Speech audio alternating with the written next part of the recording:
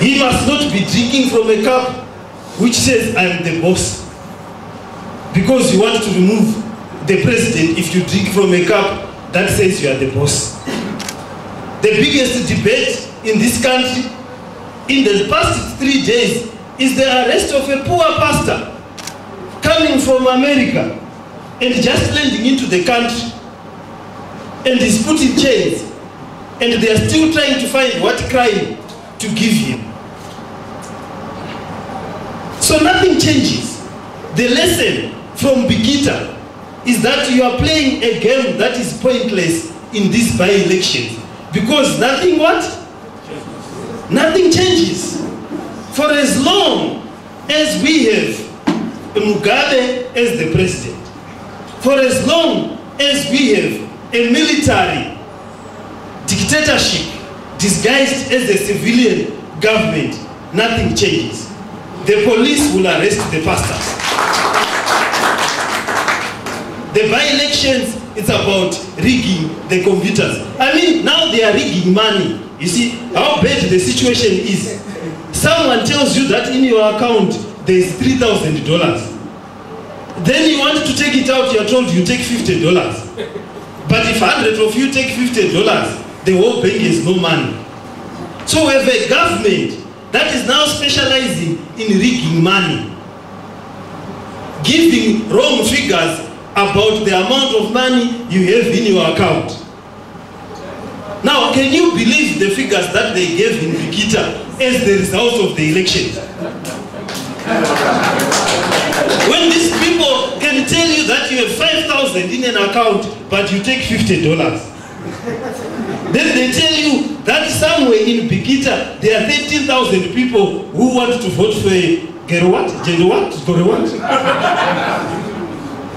There are 13,000 people in Bikita who will vote for fake money, fake roads. I mean, we have fake roads. I was driving from Harare to get to here. It is an act. Yakafanana Negu driver will move. You are going into rivers, jumping fish, potholes, and so forth. They even rig a road and they put toll gates for you to pay. There is no road to Mashingo. The road has disappeared. There is one long bush that masquerades. It's a bond road. So we do not have a country anymore. We have people who are afraid of meeting, and I think the lesson that Zimbabweans must learn about these continuous elections is that it is pointless. Some of you have our talk last year. We talked about a transitional authority. We talked about a grand coalition. It's good now everyone is talking about grand coalition. But what we need in this country and what people must observe is that we are in a transition.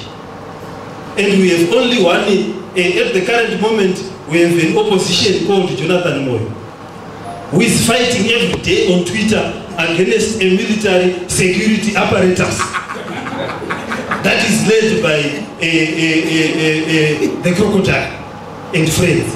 I don't know how crocodiles develop friends, but the crocodile in Zimbabwe has got friends.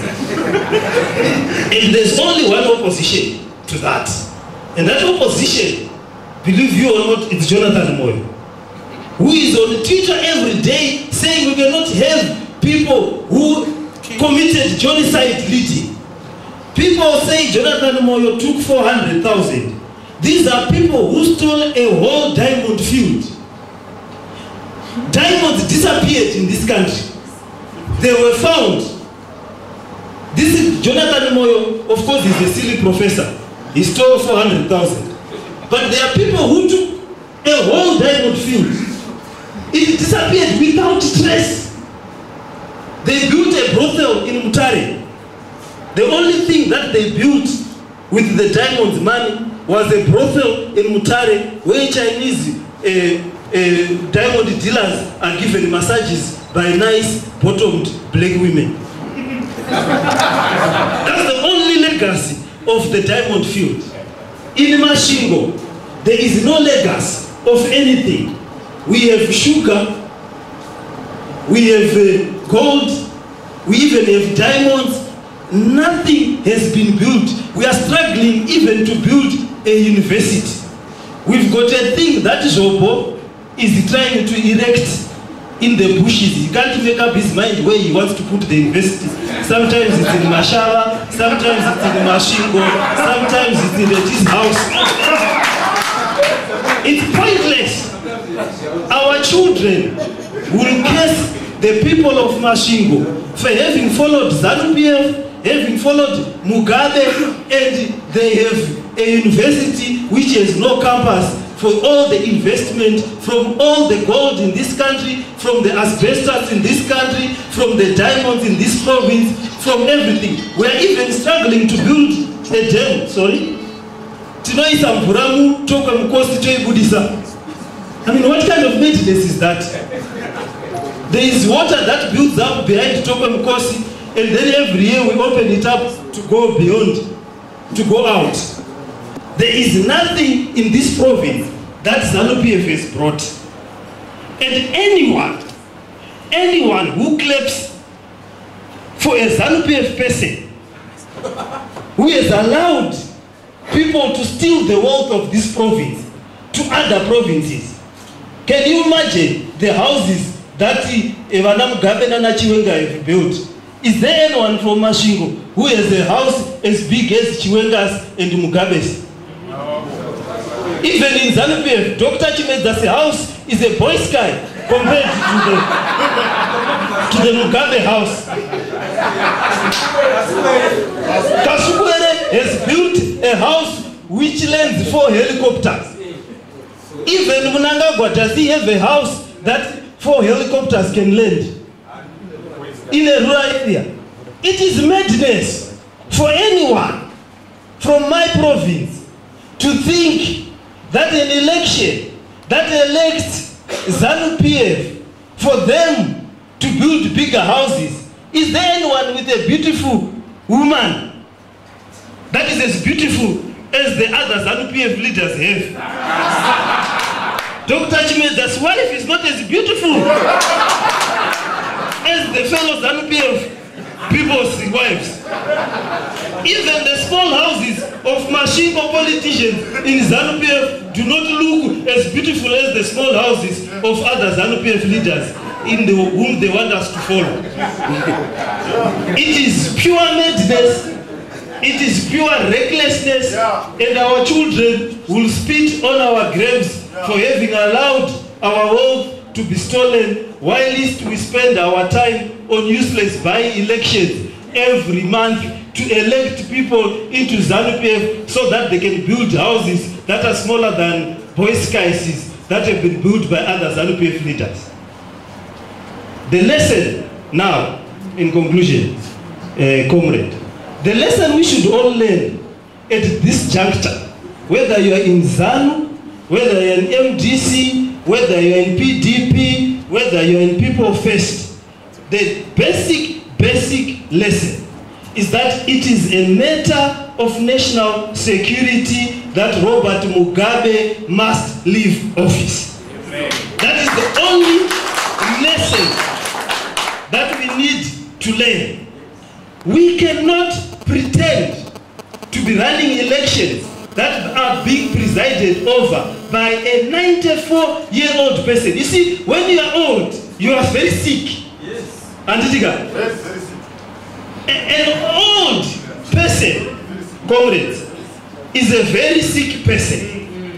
Now what happens? Old age is a sickness that people have failed to cure.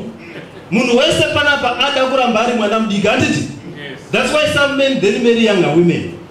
Now, it stands to reason that if you are beyond 90, you are very, very, very sick.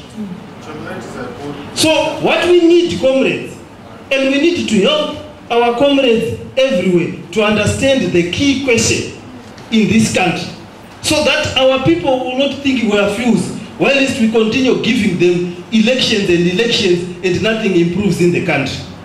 The most and basic important thing is that let's get our act together and create a better province, a better country for the citizens of the province, for the citizens of this country, and not to pretend to be building institutions that we cannot even point where they are based or where their headquarters are. Thank you, comrades. But, when they finally pass on, they pass on in very good spirits. And I would like to explain a little bit on how ZANU-PF won Begita West. The first thing that ZANU-PF does is to drive away the youth. The youth are very important. They are about 67% of the population in Zimbabwe. And what ZANU-PF has successfully done is to chase away that demographic group. I've noticed, and I noticed in 2013, I noticed it in Begita West.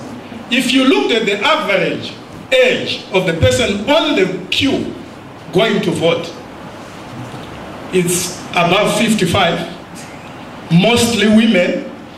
Most of our young men have been driven outside the country by ZANU-PF. And that's exactly what Dr. Chimeza was meant when he said, we are in the business of just winning elections. Winning elections by driving away the people that are not going to vote for ZANU-PF. That's exactly what they do. But that's not what we as Zimbabwe people faced, and our colleagues in the MDCT. Mind you, I want to give you hope, because I saw Jacob spoke at length about how ZANU-PF is winning elections and it will win, and we will lose. No, we are going to win and win and win. Because in 2018, the game is very simple. We are just going to do what we did in 2008. Yes. And when I'm saying what we did in 2008, I mean what Dr. Chimeza, Mime Julu, Nevamwevese Magamato did in 2008. And this was, I think you know about Bonham Sambo. That's exactly what the coalition is all about. We are going to join our colleagues in the MDCT and we are going to kick Mugabe out. If it was done in 2008, what about 2018? The only difference between 2008 and 2018 is that just a 1 in between. We have 2 zeros in 2008. Then we have 2018. So we are going to do that. Exactly. That's what we are going to do. And we know that ZANU-PF has been coercing chiefs, headmen. I would even mention names, and I'm glad I think I've seen some CIOs there. You know, people normally say that I'm a CIO, so I've developed that knack of sniffing out CIOs when I see them. I know they are here. And I'm glad if you come here with your notebooks or your recorders, you get it from the horse's mouth. In Begita West, what happened was, Kasugwe, the PIO, Provincial Intelligence Officer in Mashingo, the District Intelligence Officer, a certain Brigadier Major General Gage, called chiefs at Chaka Lodge. Chief Marusha, Chief Mpako, and intimidated them. You know, we were winning Begita West 5 days before that. Yeah. We were winning Begita West, hands down. But they came in because ZANU-PF has developed that knack of creating problems for our citizens. They create problems and they purport to solve them. Shua yoga itamwana wako kuti anotora chiredio chawakatengezera mombe opkani ozouya kuti but baba ndogona uchigadzira ungati hanzi good waita zvakanaka mwanangu. That's exactly what ZANU-PF does. It impoverishes the people, then it comes back nemabanana sezvaita Mugabe akaenda kuEquatorial Guinea ndokuya nemabanana kwakuti nemufarinya kuti aiwa takakupai zhara saka tokupai mabanana nemufarinya. No, Zimbabweans don't need rice. Dr. Chimedza, go and tell that idiot called what's his name? The one who was advertising in the newspaper yesterday. That come for the rally, you get rice. Psychology, Mazis. That's not politics. Our people should not be surviving on handouts. That's what we want to change. And Ndambonzwa, Dr. Chimedza, Mushite Hansi, nothing changes. In ZANU-PF, nothing changes. I don't know why you are saying nothing changes. Everything is changing. Mugabe is dying. Mugabe is dying.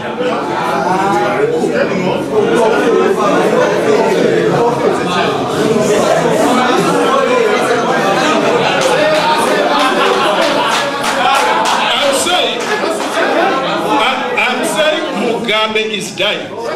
If you have a car, if you have owned a car, if you have owned a car, and one day, I have the floor. I have the floor.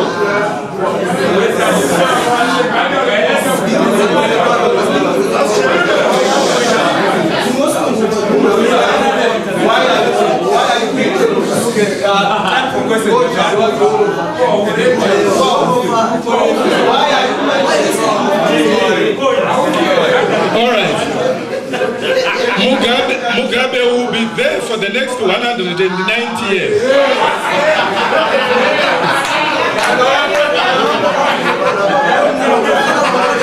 Mugabe will be there for the next 190 years, interred at the National Heroes Acre and driving the affairs of his party. We have no problems. But if you have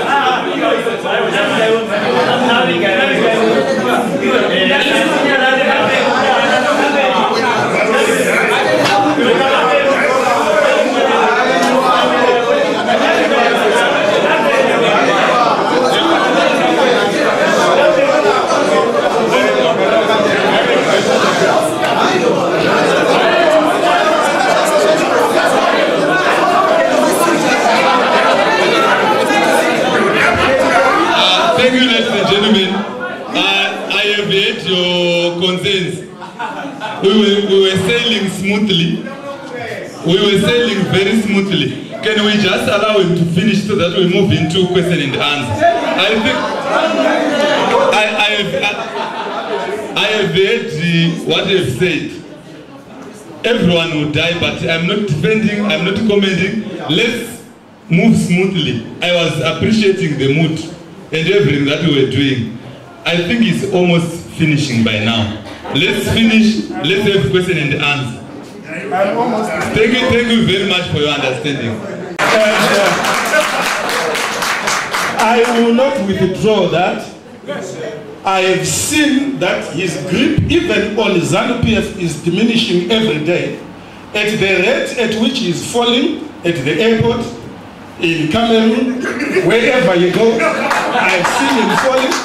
And I have seen that his grip, even on ZANU-PF, is diminishing. And that is one thing that is changing. And that is one thing that the opposition is going to exploit. We have seen that, and we have started that, and we are blessed in Zimbabwe People First that we have people who have worked with Mugabe for so long.